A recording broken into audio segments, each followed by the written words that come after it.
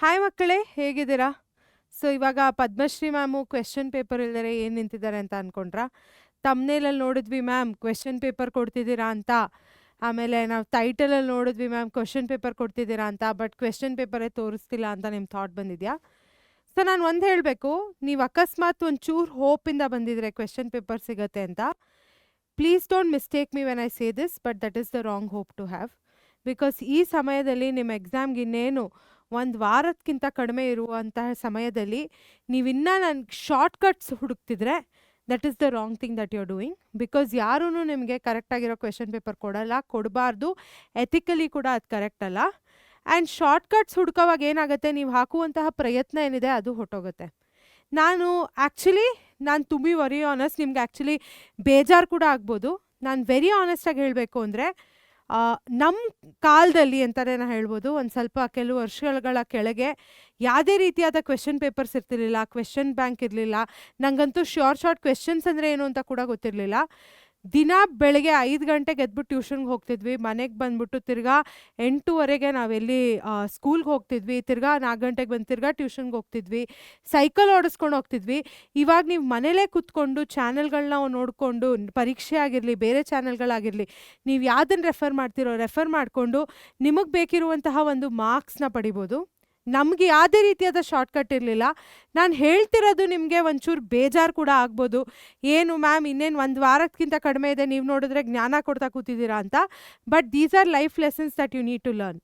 ಎಲ್ಲೂ ಹೋಗ್ಬಿಟ್ಟು question paper ಕೊಡಿ ಮ್ಯಾಮ್, ನನಗೆ ಶಾರ್ಟ್ ಇದೇ ಕ್ವೆಶ್ಚನ್ ಬರುತ್ತಾ, ನಾನು ಎಷ್ಟು ಸತಿ ಇಂಗ್ಲೀಷ್ ಲೈವ್ ಮಾಡ್ತಿರ್ತೀನಿ ಅಥವಾ ಬೇರೆ ಲೈವ್ಸ್ ನೋಡ್ತಿರ್ತೀನಿ ಪರೀಕ್ಷೆ ಕ್ಲಾಸ್ದು, ಆ್ಯಂಡ್ ಅಲ್ಲೇನು ಕೇಳ್ತಿರ್ತೀರಾ ನೀವು, ಮ್ಯಾಮ್ ಇದೇ ಕ್ವೆಶ್ಚನ್ ಬರುತ್ತಾ, ನನಗೆ ಎಕ್ಸಾಮಲ್ಲಿ ಬರೋ ಕ್ವೆಶ್ಚನೇ ಬರಲಿ, ಎಲ್ಲ ನಾವೇ ಕೊಟ್ಬಿಟ್ರೆ ನೀವೆಲ್ಲ ಎಫರ್ಟ್ ಆಗ್ತಿದ್ದೀರಾ?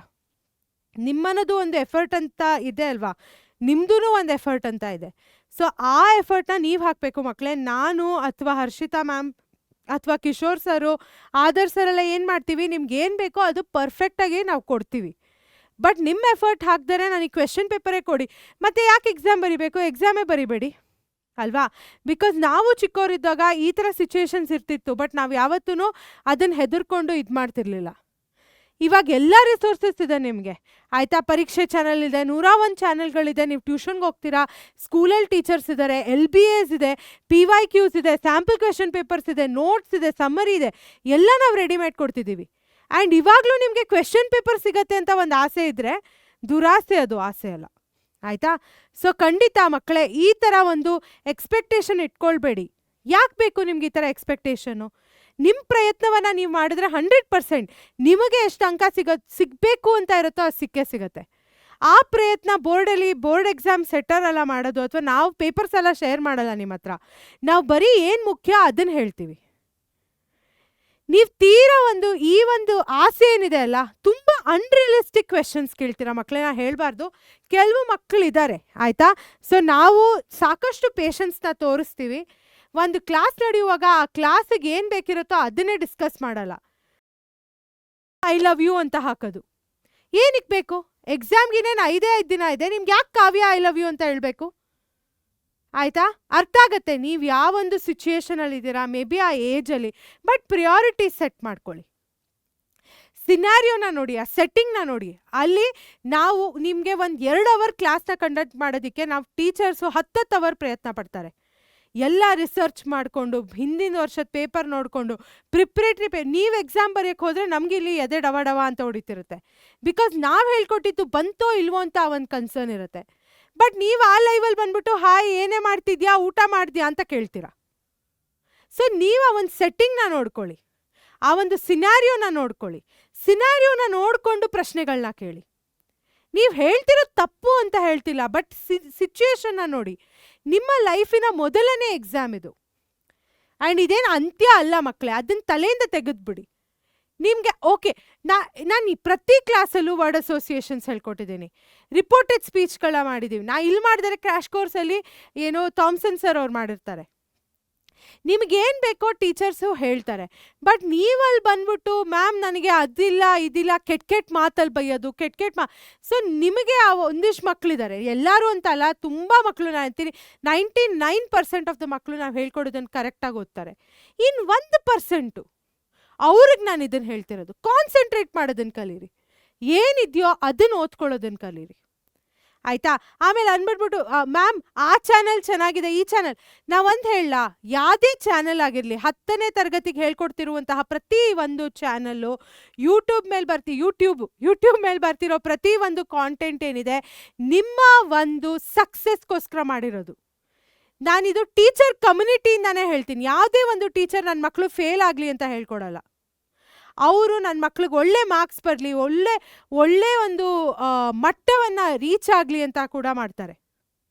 ಯಾರೂ ಇವಾಗ ನಾನಾಗಿರಲಿ, ಬೇರೆ ಯಾವುದೇ ಚಾನಲ್ ಆಗಿರಲಿ, ಎಲ್ಲರೂ ಪ್ರಯತ್ನ ಸೇಮ್ ಪಡ್ತಿರೋದು. ಮೇ ಬಿ ಸ್ವಲ್ಪ ಮಕ್ಕಳಿಗೆ ಪರೀಕ್ಷೆ ಹೇಳ್ಕೊಡೋದು ಇಷ್ಟ ಆಗುತ್ತೆ, ಸ್ವಲ್ಪ ಮಕ್ಳಿಗೆ ಬೇರೆ channel. That's the choice you are making. ನಮ್ಮದು ಅವ್ರ ಮಧ್ಯೆ ಯಾವುದೇ ರೀತಿಯಾದ ಕಾಂಪಿಟೇಷನ್ ಇಲ್ಲ. ಅಟ್ಲೀಸ್ಟ್ ನಮ್ಮ ಮನಸ್ಸಿನಲ್ಲಿ ಆ ಕಾಂಪಿಟೇಷನ್ ಇಲ್ಲ. ಸೊ ನೀವೇನು ಮಾಡಬೇಕು, ನಾವು ಹೇಳ್ತಿರೋದನ್ನು ಕರೆಕ್ಟಾಗಿ ಓದ್ಕೊಳ್ಬೇಕಷ್ಟೇ. ನಮ್ಮ ಕ್ಲಾಸಲ್ಲಿ ಇನ್ನೇನು ಒಂದೂವರೆ ತಿಂಗಳಿಂದ ಲೈವ್ ಕ್ಲಾಸಸ್ ಅಂತೂ ದಿನ ನಡೆಸ್ತಾ ಇದ್ದೀವಿ. ಒಂದೊಂದು ಲೈವ್ ಕ್ಲಾಸ್ಗೂ ನಿಮಗೆ ಗೊತ್ತಾ, ಇಲ್ಲಿ ನಿಂತ್ಕೊಂಡು ಟೀಚರ್ಸು 3 hours 4 hours 5 hours ಪಾಠ ಮಾಡ್ತಾರೆ. ನಿಮ್ಮ ಪ್ರತಿಯೊಂದು ಡೌಟು, ನಿಮ್ಮ ಪ್ರತಿಯೊಂದು ಕನ್ಸರ್ನ್ಸ್ನ ನಾವು ಇದು ಮಾಡ್ತೀವಿ. ಆದ್ರೂ ನಿಮ್ಗೆ ಎಕ್ಸಾಮ್ ಪೇಪರ್ ಕೊಡ್ತೀವಿ ಅಂತ ಒಂದು ಎಕ್ಸ್ಪೆಕ್ಟೇಷನಿಂದ ಬಂದಿದ್ರೆ ಖಂಡಿತ I am sorry to disappoint you, but ನಾವು ಈ ಎಥಿಕಲ್ ಥಿಂಗ್ಸ್ನ ಮಾಡಲ್ಲ. ನಾವು ಅನ್ಎಥಿಕಲ್ ಥಿಂಗ್ಸ್ನ ಅಂತೂ ನಾವು ಮಾಡೋಕ್ಕೆ ಹೋಗಲ್ಲ. ಅರ್ಥ ಆಯ್ತಾ ಮಕ್ಕಳೇ? ಸೊ ಇವತ್ತಿಂದ ನೀವೇನು ಮಾಡ್ತೀರಾ, ಪ್ರಯತ್ನವನ್ನು ಪಡಿ ಮಕ್ಕಳೇ. ಅಂಥದ್ದು ಏನಾಗ್ಬಿಟ್ಟಿದೆ ನಿಮ್ಮ ಜೀವನದಲ್ಲಿ? ಇರೋದೇ ಒಂದು ಕೆಲಸ ಅಲ್ವಾ ನಿಮಗೆ? ಸ್ಕೂಲ್ಗೆ ಹೋಗು, ಬಾ, ಓದ್ಕೊ. ಆ ಓದ್ಕೊಳ್ಳೋದನ್ನ ನೀವು ಇರೋ ಟೈಮಲ್ಲಿ ಕರೆಕ್ಟಾಗಿ ಓದ್ಕೊಂಡ್ರೆ ಮೋರ್ ದೆನ್ ಎನಫ್. ನಿಮ್ಗಿರೋದೇ ಆ ಕೆಲಸ. ಬೇರೆ ಅಪ್ಪ ಅಮ್ಮ ಅಂಕಲ್ ಆಂಟಿ ಏನೋ ಬೇರೆ ಕೆಲಸ ಕೊಡ್ತಿದ್ರೆ, ಇಲ್ಲ ನಂಗೆ ಆಗಲ್ಲ, ಒಂದು ವಾರ ಓದ್ಕೊಳ್ಬೇಕು ಅಂತ ಹೇಳಿ, ಆಯಿತಾ? ಸೊ ಮೋಟಿವೇಟೆಡ್ ಆಗಿರಿ, ಯಾವುದೇ ರೀತಿಯಾದ ಟೆನ್ಷನ್ ತೊಗೊಳ್ಬೇಡಿ. ಮ್ಯಾಮ್ ನನಗೆ ಆಂಗ್ಸೈಟಿ ಆಗ್ತಿದೆ, ಐ ಅಂಡರ್ಸ್ಟ್ಯಾಂಡ್, ಹೆದರಿಕೆ ಆಗುತ್ತೆ, ಐ ಅಕ್ನಾಲೆಜ್ ಇಟ್. ಆ್ಯಕ್ಚುಲಿ ನಾನು ಮೊನ್ನೆ ಒಂದು ಮೆಡಿಟೇಷನ್ ಕ್ಲಾಸ್ ಕೂಡ ಮಾಡಿದ್ದೆ, ಆಯಿತಾ? ಅದು ಅವೈಲೇಬಲ್ ಇದೆ, ಹೋಗಿ, ಆಯಿತಾ? ಫೈನಲ್ ಎಕ್ಸಾಮ್ ಹ್ಯಾಕ್ಸ್ ಅಂತ ನಾನೇನು ವಿಡಿಯೋ ಕೂಡ ಬಂದಿದೆ, ಅದರಲ್ಲಿ ಎಕ್ಸಾಮ್ಗೆ ಬೇಕಿರುವಂತಹ ಹ್ಯಾಕ್ಸ್ನ ಕೊಟ್ಟಿದ್ದೀನಿ, ಆಯಿತಾ? ಆ್ಯಂಡ್ ಮೊನ್ನೆ ನಾನು ನಿಮಗೆ ಸ್ಲೀಪ್ ಚೆನ್ನಾಗಿ ಫಿಕ್ಸ್ ಯೋರ್ ಸ್ಲೀಪ್ ಅಂತ ಒಂದು ವಿಡಿಯೋ ಹಾಕಿದ್ದೀನಿ. ಅದರಲ್ಲಿ ನಿಮಗೆ ಮೆಡಿಟೇಷನ್ ಕೂಡ ಮಾಡಿಸ್ತಿದ್ದೀನಿ. ಎಲ್ಲ ಆಂಗ್ಸೈಟಿ, ಎಲ್ಲ ಓವರ್ ಕಾನ್ಫಿಡೆನ್ಸ್ ಎಲ್ಲದನ್ನು ಟ್ಯಾಕಲ್ ಮಾಡ್ಬೋದು. ಆದರೆ ಲೇಸಿನೆಸ್ ಇದೆಯಲ್ಲ, ಅದನ್ನು ನೀವೇ ಟ್ಯಾಕಲ್ ಮಾಡಬೇಕಾಗತ್ತೆ. ನೀವು ಶಾರ್ಟ್ಕಟ್ಸ್ನ ಹುಡ್ಕೋದನ್ನ ನಿಲ್ಲಿಸಿ ಆ್ಯಂಡ್ ನಾವು ಕೊಡುವಂತಹ ಟೆಕ್ನಿಕ್ಸ್ನ ಉಪಯೋಗಿಸ್ಕೊಂಡು ಓದ್ಕೊಳ್ಳಿ. ಅದರಿಂದ ನಿಮಗೆ ಒಳ್ಳೇದಾಗುತ್ತೆ ಆ್ಯಂಡ್ ನೀವೇ ಚೆನ್ನಾಗಿ ಮಾರ್ಕ್ಸ್ನ ಪಡಿತೀರಾ. ನಾ ಹೇಳ್ತೀನಲ್ಲ, ಪ್ರತಿ ಸತಿನೂ ನಾನು ಇದೆ ಅಂತೀನಿ. ಪರೀಕ್ಷೆನ ಚಾನಲ್ ನೋಡ್ತಿರೋ ಪ್ರತಿ ಒಂದು ಮಗುನೂ ಟಾಪ್ ಮೋಸ್ಟ್ ರ್ಯಾಂಕ್ನ ಪಡೆಯೋಕ್ಕೆ ಕೆಪಾಸಿಟಿ ಇಟ್ಕೊಂಡಿದ್ದಾರೆ. ಬಿಕಾಸ್ ನಿಮಗೆ ಬೇಕಾಗಿರೋದೆಲ್ಲ ನಾವೇ ಮಾಡ್ತಿದ್ದೀವಿ. ನೀವು ಬರೀ ನಾವು ಹೇಳೋದನ್ನು ಕೇಳಿಸ್ಕೊಂಡು ರಿಜಿಸ್ಟರ್ ಮಾಡ್ಕೊಂಡು ಹೋಗಿ ಬರೀಬೇಕು. ಓಕೆನಾ ಮಕ್ಕಳೇ? ಸೊ ಇವತ್ತಿಂದ ನಾವು ನಮಗೆ ಒಂದು ಪ್ರಾಮಿಸ್ ಮಾಡ್ಕೊಳ್ಳೋಣ, ನಾವು ಶಾರ್ಟ್ಕಟ್ಸ್ನ ಹುಡುಕೋದಿಲ್ಲ, ಆಯಿತಾ? ನಾವು ನಮ್ಮ ಪ್ರಯತ್ನವನ್ನು ಹಾಕ್ತೀವಿ ಆ್ಯಂಡ್ ಎಕ್ಸಾಮಲ್ಲಿ ತುಂಬ ಚೆನ್ನಾಗಿ ಮಾಡ್ತೀವಿ. ಆ್ಯಂಡ್ ನಾನು ಈ ವಿಡಿಯೋಲಿ ನಿಮ್ಗೇನಾದರೂ ಹರ್ಟ್ ಆಗೋವಂಥದ್ದು ಹೇಳಿದರೆ I am extremely sorry about it.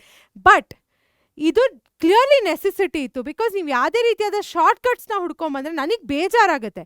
Because ನಮ್ಮನ್ನು ನೋಡೋ ಈ ಒಂದು ಚಿಕ್ಕ ಪುಟಾಣಿಗಳೇನಿದ್ದಾರೆ, ಅವರು ಇಷ್ಟೆಲ್ಲ ಶಾರ್ಟ್ಕಟ್ಸ್ನ ಹುಡುಕ್ತಿದ್ದಾರಲ್ವಪ್ಪ. And like a mentor I am telling you this. I hope you basically take it in and start implementing it. Okay ಮಕ್ಕಳ? ಸೊ ಇವಾಗ ನಮ್ಮ ಕ್ಲಾಸಸ್ ಇನ್ನೂ ನಡೀತಾನೆ ಇದೆ. ಸೊ ಹೋಗಿ ಫಾಲೋ ಮಾಡಿ. ನಿಮ್ಮ ಕೊನೆಯ ಎಕ್ಸಾಮ್ ತನಕನೂ ನಾವು ನಿಮ್ಮ ಜೊತೆ ಇದ್ದೀವಿ. ಅದಾದ್ಮೇಲೆ ಕೂಡ PUC ನಿಮ್ಮ ಜೊತೆ ಇದ್ದೀವಿ ನಾವು. ಸೊ ಟೆನ್ಷನ್ ತೊಗೊಳ್ಬೇಡಿ. ಆಲ್ ದ ಬೆಸ್ಟ್ ಆ್ಯಂಡ್ ಚೆನ್ನಾಗಿ ಮಾಡಿ.